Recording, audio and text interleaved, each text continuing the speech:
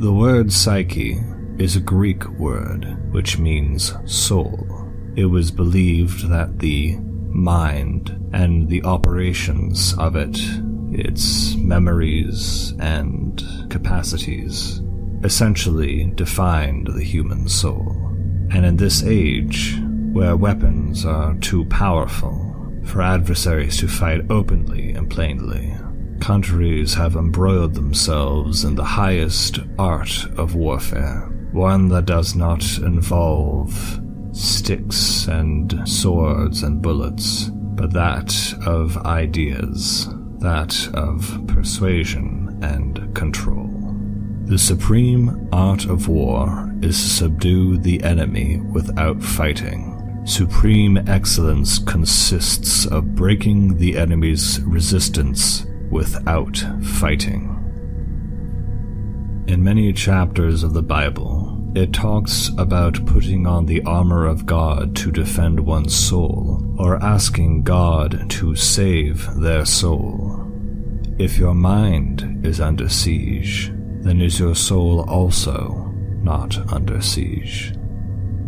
We may become frustrated with those who do not seem to think critically about the information that they are consuming, but this, I believe, is because they in fact have an untrained or a weakened soul. It is almost like a disability, and we should not be cross with them. We should instead extend our hand and try to teach them and guide them. And ultimately, as much as you may wish to help those in need, every person is responsible for their own soul. The Lord made you because He loved you. The act of creation is an implicit act of love.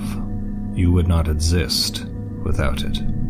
If you hold this tenet to be true, then you hold an obligation to love yourself as He would love you. Right now, it may seem that the world's descending into madness, and worse yet still is the perception that has been peddled that a single person is able to change the world. What I have seen in my readings of the Bible has told me, in fact, the very opposite. The only thing a person can change is what they have control over. And while outside events may brew with chaos, what is an ultimate objective and divine truth is that you will always have free will. You do not have control over outside events, only over your own mind. Realize this, and you will find strength. The soul is a delicate thing, and you have much more power over it than you realize. The Lord of all creation made sure that humans were unique in their ability to have free will. This is a very unique and special thing. It is not granted to animals. It was not even granted to the angels, but specifically for us. It is what makes us the most unique thing in perhaps the entire universe, to choose our fates, to even choose how we perceive the world and how it is reflected onto us. This has been my awakening, and something which I feel is the most important thing at this time to share with you. The soul becomes dyed with the color of its thoughts. A time is coming when the determinations of life and of truth do not rest on the sides of nations, political parties, or groups, but on individuals who have awakened to themselves and those who are asleep to their true selves and distracted by the chaos of the world, and thus will be consumed by it. I cannot say what the future holds, if the chaos shall abate or only magnify in scale.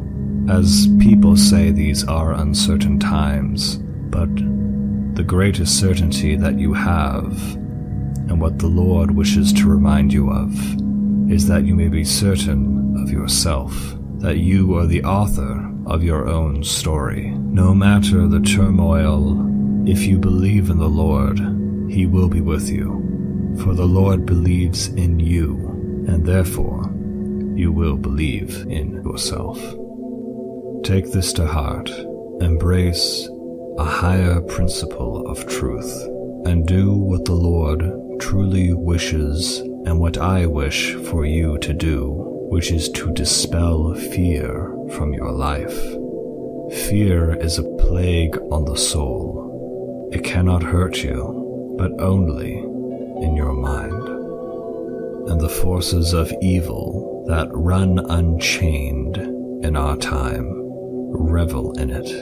They feed off it, and it is their intent to make you feel this way.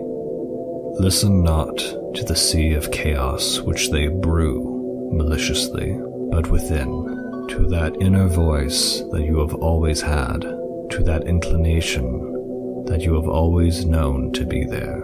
And perhaps that higher truth may grant you some comfort. Perhaps it may grant you freedom from fear and the power to change yourself. And if enough people do so, the world will follow.